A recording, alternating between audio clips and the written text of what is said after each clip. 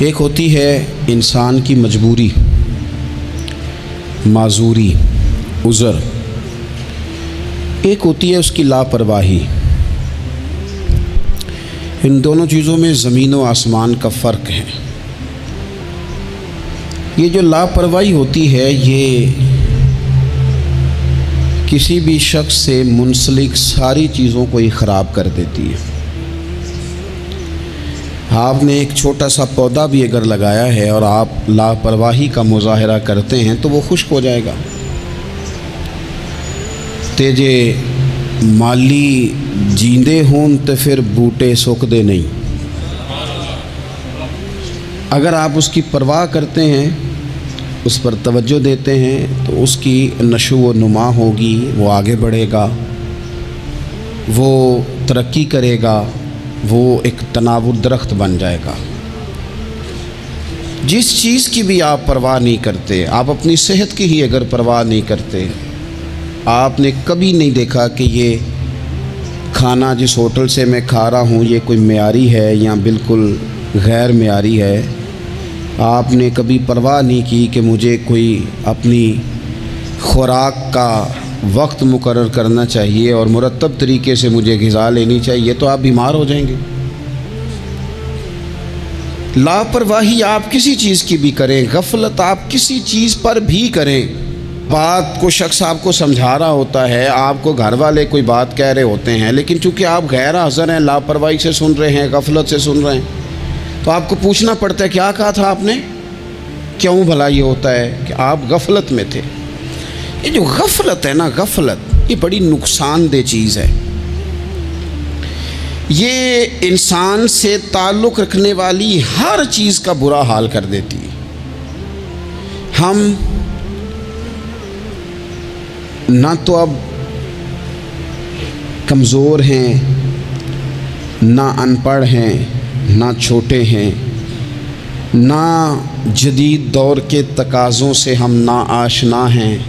کسی شخص سے بھی آپ گفتگو کریں گے تو اللہ کے فضل سے وہ ڈھیر ساری چیزوں کا ادراک رکھتا ہے، سمجھ رکھتا ہے، شعور رکھتا ہے۔ وہ آپ کے ساتھ جب گفتگو کرتا ہے تو محسوس ہوتا ہے کہ وہ ساری چیزوں کو سمجھ رہا ہے، خطرات سے بھی آگاہ ہے، خوشخبریوں سے بھی آگاہ ہے، آنے والے وقت میں کون سی چیزیں نقصان کا باعث بن رہی ہیں اور کون سے پھول خوشبو دینے جا رہے ہیں، وہ سب چیزوں کو جانتا ہے۔ لیکن اس کے باوجود جو اتنی زیادہ کمزوری امت میں آ گئی ہے، اس قدر زیادہ ٹوٹ پھوٹ کا جو ہم شکار ہیں، تو زیادہ تر مسئلہ ہماری لاپرواہیوں کا ہے۔ ہم غفلتوں کا شکار ہیں۔ غفلت ایک خوفناک چیز کا نام ہے۔ یعنی جو بندہ پرواہ نہیں کرتا، توجہ نہیں دیتا، خیال نہیں کرتا اپنی ذمہ داریوں کا، وہ شخص فساد کا باعث بنتا ہے، وہ نقصان کرتا ہے، وہ اذیت ناک حد تک چیزوں کو لے جاتا ہے۔ آپ کو بہرحال پرواہ کرنی پڑتی ہے۔ یہ جس دور میں میں اور آپ ہیں نا، یہ لہو و لعب کا دور ہے، کھیل تماشے کا۔ کھیل تماشا ہمیشہ انسان کو لاپرواہ کر دیتا ہے۔ آپ دیکھ لیں، کل تک کھیل تماشا کسی گراؤنڈ میں جا کر کسی آلے کے ساتھ کھیلا جاتا تھا، وقت نکال کے لوگ جاتے تھے، کچھ دیر کے لیے ان کا ذہن تقسیم ہوتا تھا، گھر لوٹتے تھے، اپنی ڈیوٹی کرتے تھے۔ اب کھیل تماشے ہماری جیبوں میں آ گئے۔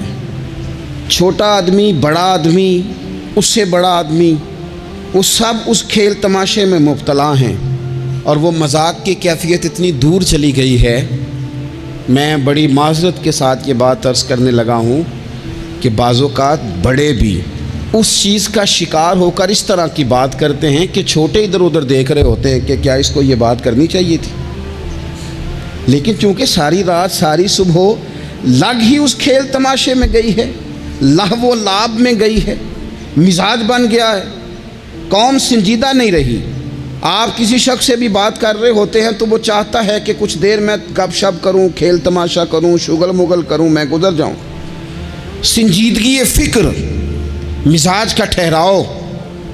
اور درویشوں نے تو شکوہ کیا ہے کہ عمر بیت گئی، لوگوں کی عمر بیت گئی، ہڈیاں کمبن، گوڈے کھڑکن، اڑ گیا لک تیرا۔ اجے بھی گناہ تو باز نہ میں واہ واہ مرد دلیرا۔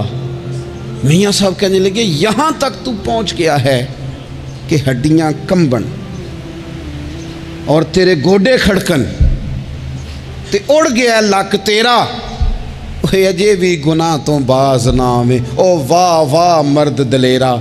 وہ تو اتنا دلیر ہو گیا کہ جب تجھے چاہیے تھا کہ اب ہی تیرے ہاتھ میں استغفار کی تسبیح آتی، اب ہی تجھے سجدے کا ذوق ہوتا۔ ہم اتنے زیادہ غفلت کا شکار ہیں، آپ یقین کریں۔ دیکھو معافی ہوتی ہے عذر کی، معافی ہوتی ہے معذوری کی، غفلتوں کی معافی۔ جب ہم اسکول میں پڑھتے تھے، مدرسے میں پڑھتے تھے، تو جس بچے کا پتہ چل جاتا تھا نا یہ بیمار تھا، اسے مارنی پڑتی تھی۔ جس کا پتہ چل جاتا تھا نا کہ اس کے گھر میں کوئی پریشانی آ گئی تھی، اسے مارنی پڑتی تھی۔ غصہ دلانے والی بات یہ ہوتی تھی کہ گھر والے کہتے تھے کہ ہم نے تو بھیجا تھا، صبح تیار کر کے بیگ دے کے اس کو روانہ کیا تھا، اور جب پتہ چلتا تھا نا کہ یہ آیا نہیں، وہاں بیٹھ کر وقت گزارا، وہاں بیٹھ کر وقت گزارا۔ اب یہ وہ مسئلہ تھا کہ استاد اس پر یوں ہوتا تھا کہ جس طرح وہ پورے جلال میں آ گئے۔ اس بات نے انہیں اتنا غصہ دلا، وہ تو بیٹھا رہا، جان بوجھ کے نہیں آیا۔ اس کو شدید مار پڑتی تھی۔ جب ہم بڑے ہوئے، کتاب و سنت کو دیکھا تو کچھ چیزیں عجیب سی سمجھ میں آئیں۔ سیاستہ میں حدیث موجود ہے کہ صحابہ کرام علیہم رضوان فرماتے ہیں کہ ایک جنگ کا موقع تھا، تو وہ رستے بڑے سخت تھے، دشوار گزار گھاٹیاں تھیں، بڑی مشکل سے ہم نے وہ راہیں طے کی۔ ہمیں لگا کہ اس جہاد پر ہمیں بہت اجر ملے گا، اور پھر ہمارے دلوں میں یہ بھی خیال آتا تھا کہ فلاں فلاں فلاں فلاں تو صحابی آئے نہیں، وہ تو گھر میں رہے۔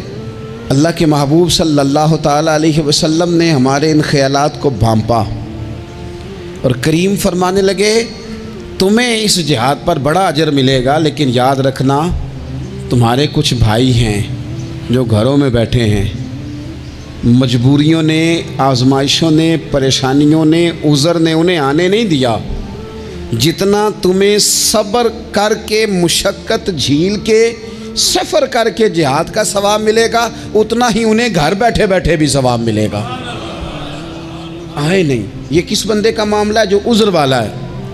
اور اگر کسی کے اجتہاد میں غفلت ہو گئی، حضرت کعب بن مالک رضی اللہ تعالیٰ، یہ بھی صحیح بخاری میں، کل چلا جاؤں گا، حضور تو جہاد پہ چلے گئے لیکن اجتہاد میں غفلت ہو گئی، کل چلا جاؤں گا، پرسوں جاؤں گا، ترسوں، فرماتے میں جا ہی نہیں سکا، حضور واپس آ گئے۔ جن منافقوں نے جھوٹ بولے جا کے کہ یہ مسئلہ ہو گیا تھا، یہ مسئلہ ہو گیا تھا، ان کو تو مل گئی معافی، لیکن میں چونکہ مخلصین میں سے تھا خدا کے فضل سے، اور ہو گئی تھی غفلت، 50 دن نبی کریم مجھ سے ناراض رہے۔ 50 دن اللہ کے لیے کہ تو رب کے رستے میں جہاد کرنے نہیں آیا، 50 دن حضور ناراض رہے۔ فرماتے تھے مدینے کی گلیاں میری تھیں، سب میرے اپنے تھے، پر کریم جو ناراض تھے تو کوئی پھر سلام بھی نہیں لیتا تھا۔ مجھے یوں لگتا تھا کہ مجھے دیکھ کر ہوائیں اور فضائیں بھی رستے بدل جاتی ہیں۔ 50 دن میں مسجد میں آتا تھا، جب میں چہرہ ادھر کرتا تو حضور مجھے دیکھتے، اور جب میں حضور کو دیکھتا تو کریم چہرہ بدل لیتے، میں ویکھاں تے یار نہ ویکھے، تے جدوں نہ ویکھاں ادوں ویکھے، ایڈے نصیب کتھوں تتڑی دے میرے وچ ویکھن دے ویکھے، غلام فریدہ بوئے یار دے مرنا پاویں ویکھے یا نہ ویکھے۔ ختم ہو گئی بات۔ حضرت کعب بن مالک کہتے ہیں 50 دن کے بعد پھر رب کریم نے میری توبہ قبول کی، اور مدینے والے رسول نے اعلان فرمایا جو عذر کی وجہ سے نہیں جا سکے، مجبوری سے، انہیں گھر بیٹھے بیٹھے ثواب ہے، لیکن جن کے اجتہاد میں غفلت ہوئی، سمجھنے میں غفلت ہوئی، کل پرسوں ترسوں چلے جائیں گے، ان سے 50 دنوں کی ناراضگی ہے۔ کتنے لوگ ہیں جن کی فجر گزر جاتی ہے بستر پہ، زور گزر جاتی ہے پھٹے پہ گپوں میں، عصر گزر جاتی ہے چائے پینے میں، مغرب اور عشاء موبائل پہ لیٹے لیٹے بیت جاتی ہے، اور ان سے آپ گفتگو کریں تو وہ دانشور ہیں، آپ بات کریں تو پنچایت ختم کرنے والے لوگ ہیں، آپ ان سے بات کریں تو وہ عالمی سیاست پر نظر رکھتے ہیں، آپ گفتگو کریں تو شعور کی اعلیٰ گتھیاں سلجھاتے نظر آتے ہیں۔ خدا مجھے ایسی خدائی نہ دے کہ اپنے سوا کچھ دکھائی نہ دے۔ یہ غفلتیں ہیں، یہ شورش ہے، یہ اپنے منہ سے خود میاں مٹھو بننا ہے۔ اس غفلت کو تھوڑا سا توڑا جائے، ورنہ زنگ لگ جاتا ہے صلاحیتوں کو۔ جو لوگ تھوڑے دن موٹر سائیکل نہیں نہ چلاتے، ان کے لیے مشکل ہو جاتا ہے پھر اس کو سٹارٹ کرنا بھی۔ ہمارے استاد کہا کرتے تھے جو لوگ پڑھاتے نہیں انہیں کتابیں بھولنے لگ جاتی ہیں، جو لوگ کوئی کام کرتے نہیں پھر وہ آہستہ آہستہ وہ زنگ آلود ہو جاتا ہے، وہ کہتے ہیں اب نہیں ہو سکتا تم سے، اب مشکل ہے۔ سجنوں، دوستوں، بزرگوں، بھائیوں، جو لوگ شروع میں عبادتوں کے عادی نہیں ہوتے، وقت ضائع کرتے ہیں، بڑھاپے میں دل کرتا ہے توبہ ہو جائے، لیکن اپنے ماتھے کو سجدے کی عادت ہی نہیں ڈالی۔ یہ جسم جھکنا اس کا عادی نہیں ہوا کہ رب کی بارگاہ میں جھکے، اس کا مزاج ہی نہیں تہجد پڑھنے کا۔ سارا کچھ ہو جاتا ہے۔ میں نے سیاست کرنے والے، پنچایت ختم کرنے والے، چدراہٹ کرنے والے، وزاداری رکھنے والے راتوں کو تہجد پڑھتے بھی دیکھے ہیں۔ میں نے قرآن پاک سے پیار کرتے دیکھے ہیں، میں گواہ ہوں بہت سارے لوگوں کا۔ یہ کام ہو جاتا ہے، شرط یہ ہے کہ بندہ اپنی غفلت کی پٹی تھوڑی دیر کے لیے کھولے۔ دوسری بات یہ کہ ہم خوش فہمیوں میں بڑا زندہ ہیں، بڑا زندہ ہیں، بڑا اوہو، یعنی 2 4 5۔ کچھ لوگ کہتے ہیں اللہ کریم بڑا ہے۔ اللہ اگر کریم بڑا ہے نا میرے بھائی، تو نبی پاک صلی اللہ علیہ وسلم نے فرمایا وہ بڑا بیوقوف ہے جو خدا کی رحمت کی امید بھی رکھے اور اللہ کو ناراض بھی کرے، تو بیوقوف بندہ ہے۔ اگر وہ کریم ہے تو پھر تو محبت میں ہی اس کی بات مان، بات تو پھر بھی نہیں مان رہا۔ کچھ لوگ کہتے ہیں نبی پاک صلی اللہ تعالیٰ علیہ وآلہ وسلم شفاعت کریں گے۔ بھئی ہمارا تو سہارا ہی اس بات پہ ہے، حضور سفارش کریں گے، پر نبی پاک نے درجنوں جگہوں کہا ہے جو میرے طریقے پہ نہ چلے فلیس منا، مجھ سے نہیں۔ حضور نے فرمایا جو بڑے کی توقیر نہ کرے، چھوٹے پہ رحم نہ کرے، وہ مجھ سے نہیں۔ فرمایا جو ملاوٹ کرے وہ ہم میں سے، تو یہ حدیثیں بھی تو یاد رکھو نا۔ شفاعت کی بات انکار نہیں، حضور گناہگاروں کی ہی کریں گے، لیکن یہ حضور نے جو ہمیں اسباق پڑھائے یہ کس لیے پڑھائے؟ یہ بھی تو ہماری سمجھ کے لیے ہے نا۔ یہ ساری چیزیں ہم نے غفلت بنا کے اپنے اوپر اوڑھ لی۔ اور پھر سب سے بڑی بات یہ،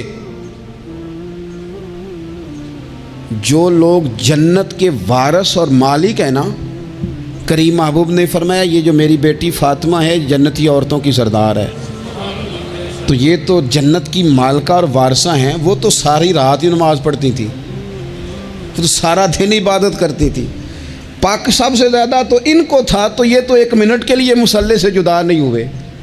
اور جنہوں نے صرف امید لگائی ہے، کوئی ان کے پاس ڈگری نہیں، وہ بن کے بیٹھ گئے ہیں۔ وہ کہتے ہیں جناب جنت، مطلب ہم جسے کہیں گے معاذ اللہ وہ جائے گا، دوسرے کو جانے دیتے ہیں۔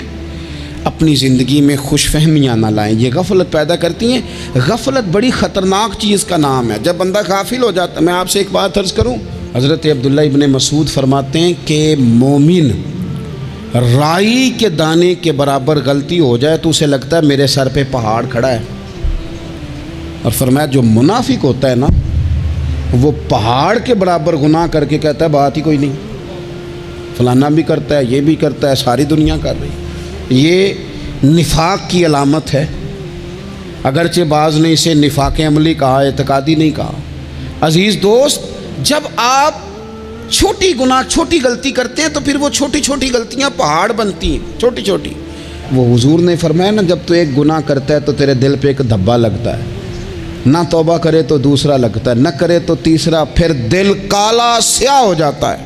چھوٹی چھوٹی غفلتیں بڑی غفلتوں کو جنم دیتی ہیں، چھوٹی چھوٹی کمزوریاں بڑی کمزوریوں کو لے کے آتی ہیں۔ اسی طرح بخاری مسلم میں حدیث ہے، نبی پاک صلی اللہ تعالیٰ علیہ وسلم نے فرمایا کچھ لوگ کھلم کھلا گناہ کریں گے قیامت کے قریب، اعلانیہ۔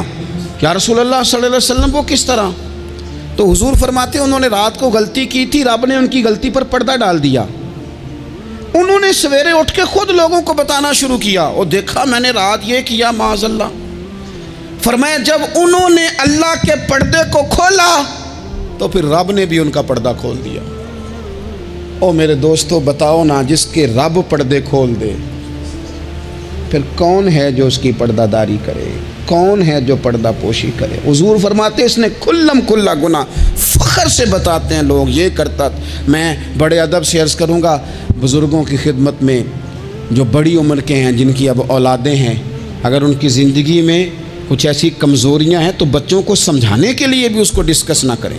ہم یہ کرتے تھے، ہم یہ کرتے تھے، اس کا کوئی فائدہ نہیں، یہ ہم کر کے دیکھا ہے سارا کچھ۔ نہ نہ نہ نہ، جس طرح گناہ ہے اس طرح گناہ کا اظہار بھی گناہ ہے۔ آپ ڈبل جرم کر رہے ہیں، آپ دلیر کر رہے ہیں سامنے والے کو کہ تو بھی کر، خیر ہے۔ بلکہ ایک نوجوان مجھے ایک دفعہ کہنے لگا جی ابا جی کہتے ہیں میں نے 35 سال یہ کام کیا ہے، یہ سب غلط ہے۔ تو میں نے ابا جی سے کہا چلو 15 کو سال مجھے بھی کر لینے دو، پھر میں بھی توبہ کر لوں گا۔ یہ ہم لوگوں کو دعوت دے رہے ہیں کہ غلط کام کرو۔ قرآن مجید کو آپ دیکھیں گے نا سورہ یاسین کے اندر، یہ بھلا کفر کیوں ہوتا تھا، منافقت کیسے پیدا ہوتی تھی، بت پرستی کیسے عام ہوتی تھی، دنیا کے اندر ستارہ پرست، سورج پرست، چاند کی پوجا کرنے والے یہ لوگ کیسے پیدا ہوتے تھے؟ غفلت کی وجہ سے۔ جیسے جیسے یہ اللہ کی بارگاہ سے دور ہوتے جاتے، یہ مختلف قسم کی عبادتوں میں، شرک میں، کفر میں مبتلا ہوتے جاتے۔ قرآن مجید سورہ یاسین کے اندر ارشاد فرماتا ہے کہ اللہ تبارک و تعالیٰ نے قرآن مجید کو اس لیے اتارا ہے لِتُنذِرَ قَوْمًا مَا أُنذِرَ آبَاؤُهُمْ، تاکہ آپ ان لوگوں کو ڈرائیں جن کے باپ دادا کو نہیں ڈرایا گیا۔ اور نتیجہ کیا ہوا؟ فَهُمْ غَافِلُونَ، وہ لوگ غفلت میں چلے گئے، ڈرایا نہیں گیا، سمجھایا نہیں گیا، کسی نے سبق نہیں پڑھایا۔ تو میں آپ سب سے گزارش کروں گا کہ خیر کی بات بتاتے رہیں، خیر کی بات کہتے رہیں۔ خیر کی بات جو ہوتی ہے یہ فائدہ کرتی ہے ہمیشہ، تو غفلتیں اپنی دور کرنی چاہیے۔ دوسرا یہ ہوتا ہے، ایک تو انسان جب وہ دور ہو جاتا ہے چھوٹے چھوٹے گناہ کر کے تو غفلت آتی ہے۔ دوسرا قرآن پاک نے ایک اور مقام پر اس کا ذکر فرمایا ہے، وہ اس طرح فرمایا ہے کہ جو انسان کی پیاری چیزیں ہیں نا بعض اوقات، جن سے وہ لگاؤ پیدا کر لیتا ہے، جن سے محبت اس کی بڑھ جاتی ہے، وہ چیزیں بھی غفلت پیدا کرتی ہیں۔ ان میں 2 چیزوں کا تو قرآن پاک نے نام لے کے ذکر کیا ہے۔ ویسے وہ ڈھیر ساری چیزیں ہیں، 1 2 3 نہیں۔ سیاست بھی بندے کو غافل کرتی ہے، دوستوں کی کثرت بھی بندے کو غافل کرتی ہے، کھیل تماشا بھی غافل کرتا ہے، پیسے زیادہ آنے لگ جائیں تو وہ بھی بندے کو غافل کرتے ہیں، تعریف کرنے والے زیادہ ہو جائیں تو وہ بھی غفلت میں مبتلا کر دیتے ہیں۔ بندہ کسی کرسی پہ بیٹھ جائے تو پھر بھی ادھر ادھر دیکھنے کو تیار نہیں ہوتا۔ یہ ساری چیزیں غافل کرتی ہیں، لیکن 2 چیزوں کا نام لیا قرآن پاک نے، فرمایا یا ایھا الذین آمنوا لا تلھکم اموالکم ولا اولادکم عن ذکر اللہ۔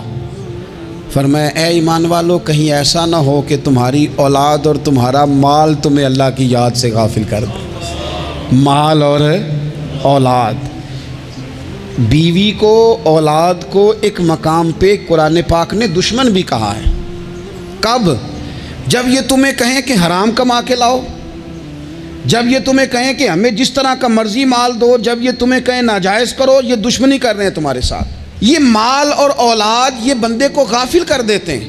کاروبار کرنا، مال کمانا، بچے پالنا، یہ ایک جز ہے زندگی کا، یہ کل زندگی نہیں۔ کل زندگی تو یہ ہے کہ آپ نے دین کے لیے کیا کیا، ملت کے لیے کیا کیا، ملک کے لیے کیا کیا، غریب کے لیے کیا کیا۔ کبھی کسی بندے نے جھونپڑیوں والوں سے پوچھا ہے کہ بارشوں میں تمہارا کیا حال ہوتا ہے؟ وہ کچی آبادیاں جہاں سے گزر کے ہم اپنے بچوں کو دکھاتے ہیں کہ یہ دیکھو یہ پرانے مکان سارے اسی طرح کے ہوتے تھے، کبھی ان لوگوں سے آپ نے پوچھا ہے جو ساری رات چھتوں کے نیچے بالٹیاں رکھ کے وقت گزارتے ہیں کہ چھت ٹپکتی ہے؟ ان سے پوچھا ہے کہ رات بچے سو پائے تھے کہ نہیں؟ اچھا جی بارش ہو رہی ہے تو پھر ہم نے کیا کرنا تھا؟ ہم نے گھر والوں کو پکوڑوں کا آرڈر دینا تھا، وہ وقت پہ دیا۔ ہم نے کہا تھا کوکنگ آج اپنی۔ یہ کب ہوتا ہے؟ جب قومیں غافل ہو جاتی ہیں مال میں، مزوں میں، اپنی ذاتی زندگی کے پیچ و تاب میں، پھر وہ اتر کر دائیں بائیں دیکھنا پسند نہیں کرتی۔ اللہ فرماتے ہیں مال اور اولاد کہیں تمہیں اللہ سے غافل نہ کر دے، کہیں ایسا نہ کر بیٹھنا کہ تم اس میں الجھ جاؤ پوری طرح اور تمہیں صرف اور صرف اپنے بچے یاد رہ جائیں۔ تجارت کرنی چاہیے، لیکن ہم تجارت نہیں کرتے، بانی تاجر جاتے ہیں، ہر چیز کو تجارت کی نظر سے دیکھتے ہیں۔ ڈاکٹر آپ بنیں لیکن زندگی ساری ہی آپ ڈاکٹر بن کے نہ گزاریں، آپ کے کچھ اور تعلقات بھی ہیں، کچھ اور رشتے بھی، ان پر بھی تھوڑا غور کر لیں۔ غفلتیں تیزی سے آتی ہیں اور وہ آ کر کے ہمارے اوپر حاوی ہو جاتی ہیں۔ جو پرانے لوگ تھے نا، غافل نہیں ہوتے تھے، بڑے بڑے لوگ اپنے آپ کو کنٹرول کرتے تھے، دیکھتے تھے کہ یہاں کوئی چیز مجھ پہ حملہ آور تو نہیں ہو رہی، فلانی چیز کہیں میرے اوپر زیادہ قبضہ تو نہیں کر رہی۔ وہ پھر ان چیزوں سے اپنے آپ کو بچاتے تھے۔ نفسانی خواہشات کا غلبہ یا دوستوں کی تعریفیں یا ادھر ادھر کی چیزیں، وہ اپنے آپ کو تیزی سے اس سے بچاتے۔ اس رستے سے اجتناب کرو جو رستہ غفلت لاتا ہے، جو رستہ تکلیف میں مبتلا کرتا ہے۔ جو دم غافل سو دم کافر، سانوں تے مرشد ہوئی پڑھایا ہو، ہمیں تو یہ سبق دیا گیا۔ مجھے کہہ لینے دیں، ہم میں سے ڈھیر سارے لوگ ہیں، پلٹ کر اپنی زندگی دیکھیں، اپنے آپ پر غور کریں، تو ہم اتنے قابل تھے کہ شاید ہمیں کوئی اپنے دروازے پر چوکیدار بھی نہ رکھتا، لیکن جب اس نے نواز دیا تو ہمارے لہجے ہی بدل گئے، ہمارا انداز ہی کچھ اور ہو گیا۔ شاید کوئی ہم سے سلام بھی نہ لیتا، لیکن جب اللہ نے نواز دیا تو لفظ اور جملوں کے اندر پھر ہمارے وہ رنگ آ گیا جو نہیں ہونا چاہیے تھا۔ کیوں؟ کہ مال آیا تو غفلت لایا۔ حضرت عمر فاروق کے زمانے میں جب مال آتا تھا تو وہ رویا کرتے تھے، فرماتے تھے جہاں جی آتا ہے وہاں غفلت بھی آتی۔ اپنی زندگی سے غفلت کا پردہ اٹھائیں۔ سو رہے ہیں، سارے جاگ جائیں، وقت تیزی سے گزر رہا ہے، بے قابو ہو گیا، ہم سے نہیں سنبھالا جاتا ٹائم، کب دن چڑھتا ہے کچھ پتہ نہیں چلتا، شام ہو جاتی ہے، ڈھیروں کام رہ جاتے ہیں۔ کئی لوگ تھے جن کا ارادہ تھا کہ پرسوں سے میں نے مسجد آنا ہے، میں نے نیک ہو جانا ہے، وہ نہیں آئے، موت ہی آئی۔ حضرت اسرائیل ہی آئے، بڑا پیار کیا فلانے نے، او ہو جی، بڑا ہی رو رہے تھے اس کے بچے۔ پھر کیا قبر پہ بیٹھے رہتے ہیں سارا دن؟ پھر کیا کیا انہوں نے بچوں نے؟ کسی نے کہا میں نے ساتھ جانا ہے؟ نتیجہ کیا نکلا؟ پیار کس بات کا تھا؟ حضرت عبداللہ ابن مبارک کا آخری وقت تھا تو اماں رو رہی، بہن رو رہی، بھائی رو رہے ہیں، بیوی رو رہی، بچے رو رہے ہیں، آخری ٹائم ہے۔ تو اماں سے کہنے لگے روتی کیوں ہو؟ کہنے لگی پتر بیٹے تو اور بھی ہیں، پر جس طرح دوائی تو لا کے دیتا تھا کوئی بھی نہیں دیتا۔